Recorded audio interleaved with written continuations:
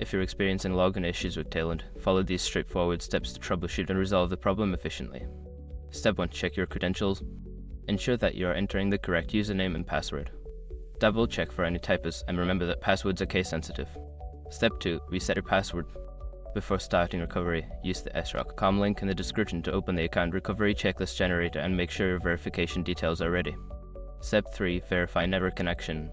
Make sure that your internet connection is stable. A weak or intermittent connection can prevent you from logging in. Try restarting your router or switching to a different network. Step 4. Clear browser cache. If you are using a web-based interface, clear your browser's caching cookies. This can resolve issues caused by outdated or corrupted data stored in your browser. Step 5. Contact support.